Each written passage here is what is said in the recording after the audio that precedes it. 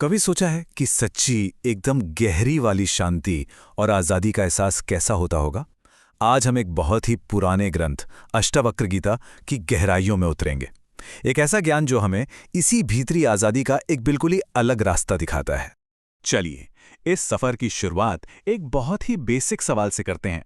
एक ऐसा सवाल जो हम सबको कभी न कभी परेशान करता है। आखिर ये जो चिंता है, ये जो बेचैनी है, ये आती कहाँ से है? हम क्यों इतना तनाव में रहते हैं? कमाल की बात यह है कि इस सवाल का जवाब हजारों साल पहले एक राजा और एक बहुत ही ज्ञानी संत के बीच हुई बातचीत में छिपा हुआ है। और यही बातचीत, यही संवाद अष्टावक्र गीता कहलाता है, जो हमें शांति और दुख को देखने का एक बहुत ही पावरफुल नजरिया देता है। तो सबसे पहले आइए इस ग्रंथ की नजर से देखते हैं कि हमारे सारे दुखों की जड़, उसका रूट कॉज आखिर है क्या। गीता का जवाब आपको हैरान कर सकता है, क्योंकि वो बहुत सीधा है। हमारे दुख का कारण कोई बाहरी दुनिया, कोई हालात या लोग नहीं है। दुख सिर्फ और सिर्फ हमारी अपनी चिंता से पैदा होता है। सोचिए, ये कितना क्रांतिकारी विचार है। इसका मतलब तो ये हुआ कि प्रॉब्लम और सॉल्यूशन दोनों हमारे ही अंदर हैं। ये ग्रंथ कहता है कि हमारी सारी चिंता एक बुनियादी गलतफहमी से पैदा होती है। एक तरह का आइडेंटिटी क्राइसिस है ये। हम खुद को कुछ और ही समझ बैठे हैं, जबकि असल में हम वो हैं ही नहीं।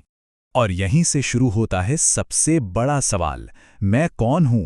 गीता हमें इसी गलत पहचान को ठीक करने का, अपनी असली पहचान को जानने का रास्ता दिखाती है। देखिए, हम आमतौर पर खुद को कर्ता मानते हैं, मतलब जो ये सब कुछ कर रहा है, जिसके साथ ये सब कुछ हो रहा है। लेकिन गीता कहती है कि हमारी असली पहचान कर्ता की नहीं, साक्षी की है, जो बस इस पूरे खेल को देख रहा है, शांति से, बिना किसी अटैचमेंट के। इसको ऐसे भी समझ सकते हैं कि हम ये शरीर या ये मन नहीं हैं, जो बादलों की तरह हर पल बदलते रहते हैं। हमारी असली पहचान तो उस आसमान की तरह है जिसमें ये बादल आते जाते हैं। वो है चैतन्य, यानी प्योर कॉन्शियसनेस, जो हमेशा स्थिर रहती है, कभी नहीं बदलती। ये श्लोक गीता के इस गहरे सच को कितनी खूबसूरती से हमारे सामने रखता है। ये महसूस करना कि मैं ये शरीर नहीं, बल्कि वो हमेशा रहने वाली चेतना हूं, बस यही असली ज्ञान की शुरुआत है। तो ठीक है, अगर हम शरीर नहीं बल्कि चेतना हैं, तो फिर ये दुनिया क्या है? ये नई समझ हमारे लिए दुनिया की तस्वीर को कैसे बदल देती है? चलिए देखते हैं। यहाँ गीता एक बहुत ही खूबसूरत तस्वीर पेश करती है। वो कहती है कि ये पूरी दुनिया हमसे ठीक वैसे ही पैदा होती है जैसे एक विशाल महासागर से अनगिनत लहरें उठती हैं। इस तस्वीर में असली में वो विशाल, अनंत और शांत महासागर है। वो चेतना जिसकी कोई सीमा नहीं, कोई शुरुआत नहीं, कोई अंत नहीं। और ये दुनिया, इसके सारे सुख, दुख, सफलता, असफलता, ये सब क्या हैं? ये बस उस महासागर की सतह पर उठने वाली टेम्पररी लहरें हैं। लहरें आती हैं, चली जाती हैं। लेकिन जो गहरा शांत समंदर है, उस पर कोई असर नहीं पड़ता। वो हमेशा शांत और वैसा का वैसा ही रहता है।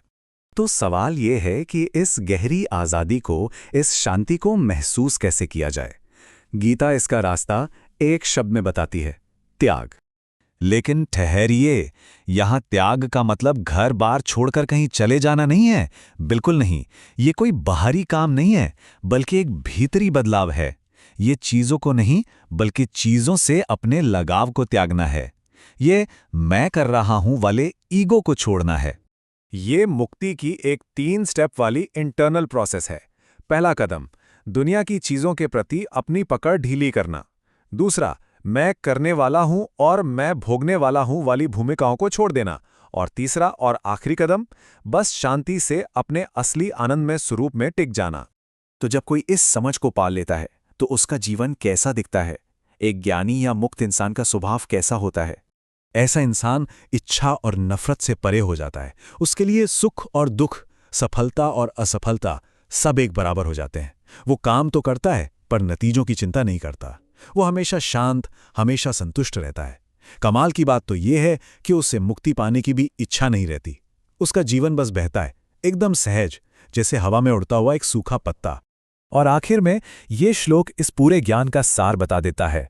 सच्चा सुख और परम अवस्था कहीं और से नहीं, सिर्फ और सिर्फ इसी भीतरी आज़ादी से मिलती है।